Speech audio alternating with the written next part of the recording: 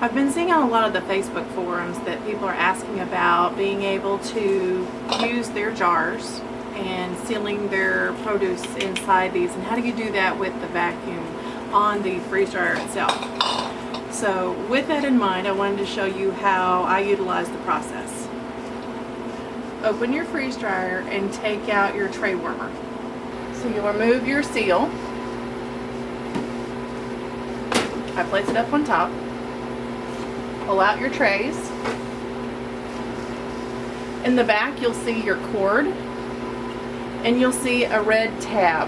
So you want to be sure you're supporting your trays and not leaving them hanging on any of this cord. It will pull away and cause you to have gaps in your wiring. So you want to support it. In the back, look for the red cap. So you want to pull that safety cap back away from you. Then there's a little button right in front of the cap that you press, hold firmly on both sides, and pull them apart. Once you have that completed, you want to wipe out your drum to make sure there's no moisture inside, and then place your cord inside. Take your trays and move them over to another location. Take your rubber ring, place it back on top of your freeze dryer. I always start with the side closest to the door. I find that easiest to be able to remove and to reassemble.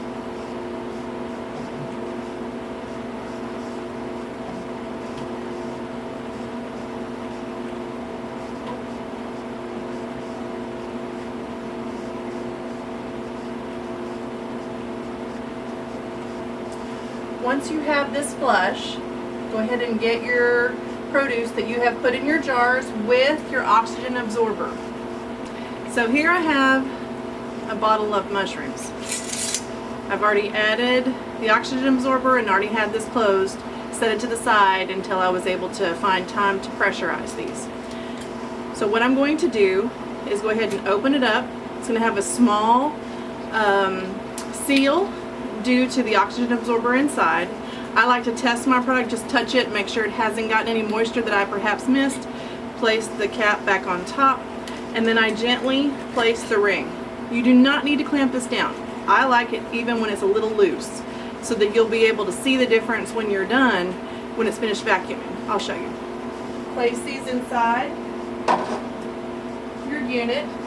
Some people place a tray. I don't find it necessary. I just use the base of the drum. It doesn't affect it in any way.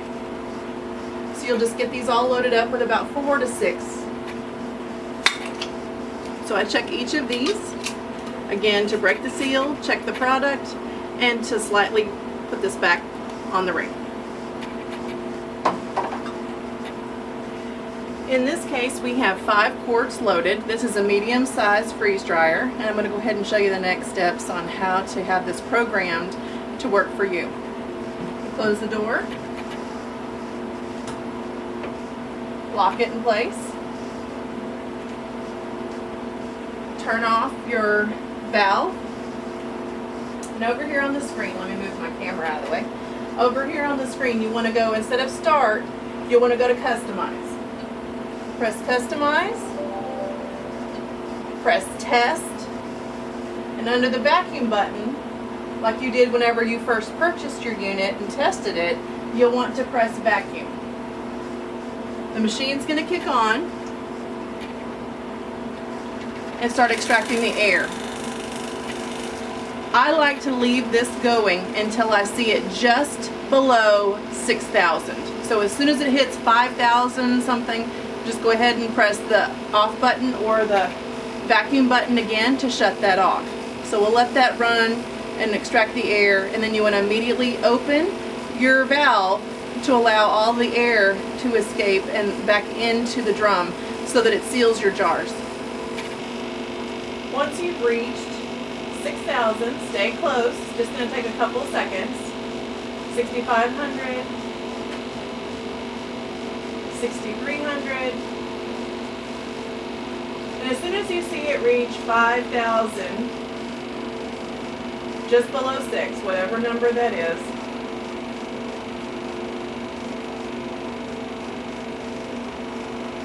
you want to press the vacuum button again to shut it off.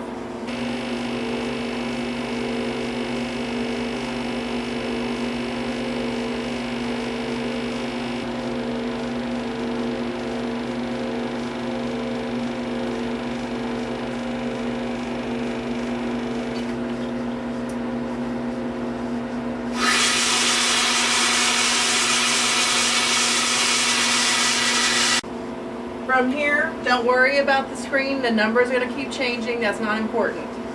So what you want to do is go over and release the valve. Let that flow back in. Right now what it's doing is it's letting all the air back into the chamber and it's sucking the air out of the jars.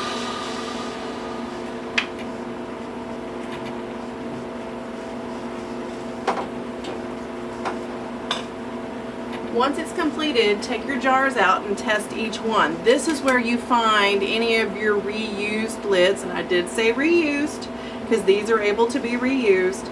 Any of your reused lids will not seal, so this is where you need to check them. So you can take and actually lift it, try to pry the top off. So you saw before it was really easy for me to lift a jar.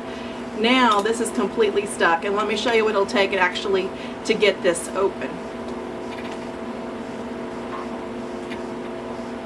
Before I could use my fingernails to be able to get it open, which is a regular oxygen absorber. But taking a look at this, now that I've put it through the vacuum chamber, I have to have a bottle opener because one, I don't want to dent this and then have to throw this ring away. And so what I'd like to do is just take it and gently, let's try to do this standing up, I'm usually doing it on a table, lift it. It's actually depressed in the middle from all of the vacuum. Okay.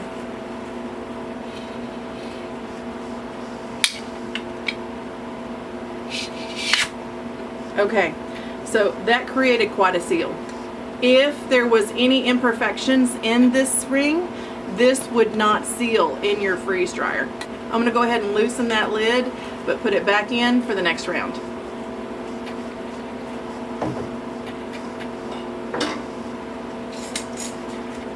So you go through and you check each one of your jars.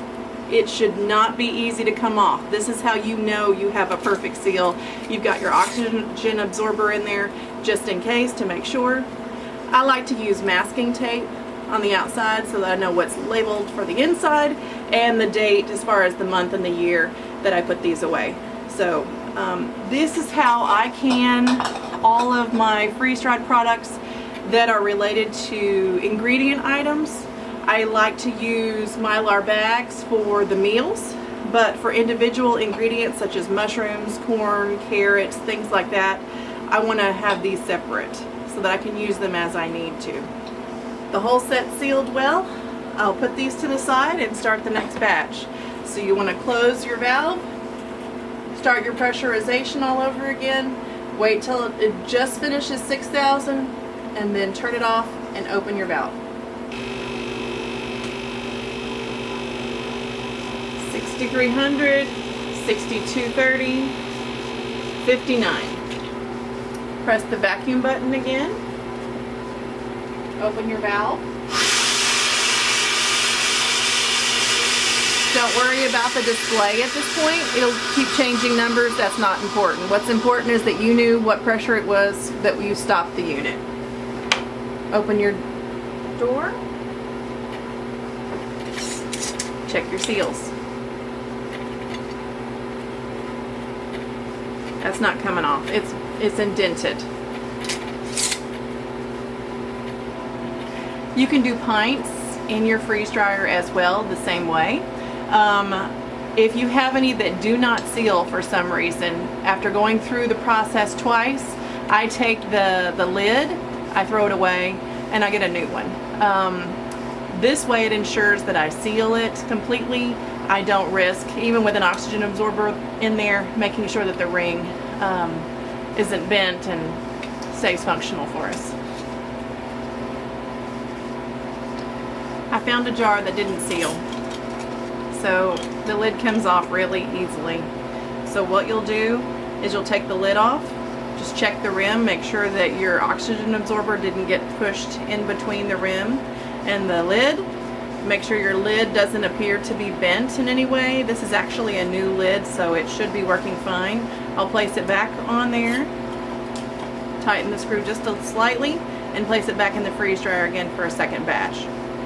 When running a second batch, if the lid hasn't completely closed, you can do as many of the jars as you'd like. It's not necessary for you to worry about having to fill the whole thing to use it. We can just put 1 pint in there if you need to, which is what I just finished. So it is now finally sealed. I'll put the cap on and we'll get this put back together. Okay, to put your freeze dryer back into its original position, what you'll want to do is go back to your testing features and press done to get you back to the famous start screen. You'll want to take your rubber gasket back off of the machine. I like to place mine on top. I like to pull the cord out and have it handy. I wrap it around the door. Pull your trays that you set aside earlier. I like to lean it down onto the cart. Take the cord with the little red knob facing you, along with the cord in the other hand for the tray. Let me pick it up where you can see it. Place these two together. You should hear a click. Then you should take the red tab and press it down. So all of this is reached together.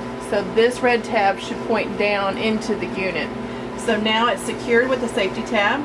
I like to pull my wire up, not pull it, but place it up on top so that I can hold the remainder as I slide my trays back in. So I hold this, slide my trays back in. You want to have the orange on the upper side with the silver on the down side. So the orange part should remain on top. Slide this all the way back. If it does not slide in place, that means your cord is somehow stuck in the back. You'll need to pull it back out to where you can grab your cord, reposition it, and slide it back until there's enough room on the edge for the gasket. Replace your gasket, starting with the door side first and working your way out.